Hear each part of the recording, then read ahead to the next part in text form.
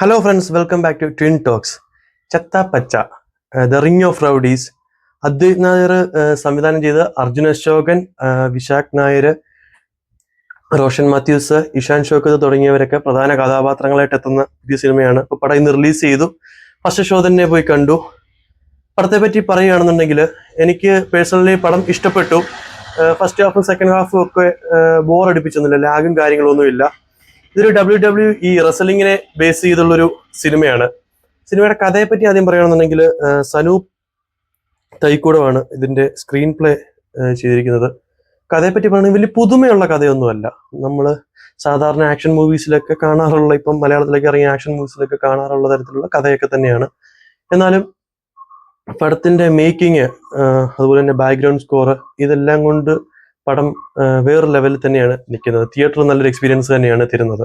ഈ സിനിമയിലെ തിരക്കഥയിൽ പുതുമയില്ല എന്ന് ഞാൻ പറഞ്ഞത്, ഈ ഇതുപോലൊരു സിനിമയിൽ ഈ കഥ സ്യൂട്ടാണ്. എന്നാലും നമുക്ക് കഴിഞ്ഞ നമ്മൾ കാണുന്ന സിനിമകളിലൊക്കെ ഉള്ള സ്റ്റോറിയൊക്കെ തന്നെയാണ് ഇതിലും വന്നിരിക്കുന്നത്. പിന്നെ കമിയോ റോൾസിനെ പറ്റി പറയുകയാണെന്നുണ്ടെങ്കിൽ ഞാൻ കൂടുതലൊന്നും പറയുന്നില്ല.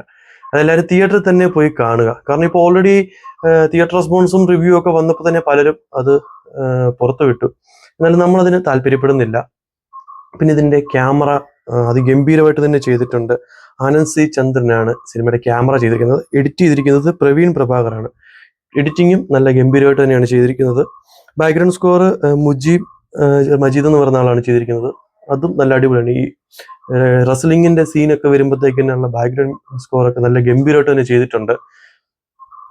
പിന്നെ പടത്തെ പറ്റി നെഗറ്റീവ് പറയാനാണെന്നുണ്ടെങ്കിൽ ഞാൻ ഈ പറഞ്ഞ പോലെ തന്നെ സ്ക്രീൻ പ്ലേയിലെ പുതുമയില്ല എന്നുള്ളത് മാത്രമേ ഉള്ളൂ. പിന്നെ നെഗറ്റീവായിട്ട് എനിക്ക് അങ്ങനെയൊന്നും തോന്നിയില്ല.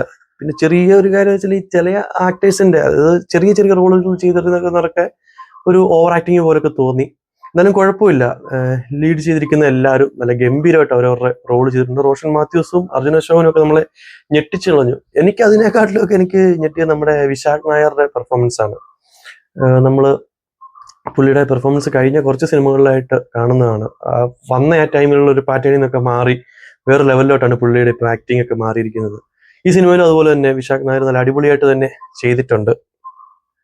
പിന്നെ ബാക്കി സിനിമയെ പറ്റി പറയുകയാണെന്നുണ്ടെങ്കിൽ നിങ്ങൾക്കിത് തിയേറ്ററിൽ പോയി കണ്ടാൽ ഒരു നഷ്ടം വരുമെന്ന് എനിക്ക് തോന്നുന്നില്ല. കാരണം നമ്മൾക്ക് ഒരു എന്റർടൈൻമെന്റിന് വേണ്ടിയിട്ടാണല്ലോ നമ്മൾ തിയേറ്ററിൽ പോകുന്നത്. അതെന്തായാലും ഈ സിനിമയിൽ നിന്ന് നിങ്ങൾക്ക് കിട്ടും. നല്ലൊരു ഇടിമുഴക്കം നമുക്ക് തിയേറ്ററിൽ കാണാൻ വേണ്ടി സാധിക്കും. പിന്നെ മറ്റ് സിനിമയെ പറ്റി പറയുകയാണെന്നുണ്ടെങ്കിൽ ഓവറോൾ ഓക്കെ ആണ് എനിക്ക്. അപ്പം ഇതെന്റെ വ്യക്തിപരമായിട്ടുള്ള ഒരു അഭിപ്രായമാണ്.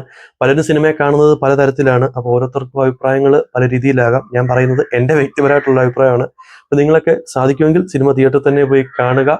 മറ്റൊരു വീഡിയോ ആയിട്ട് നമുക്ക് വീണ്ടും കാണാം.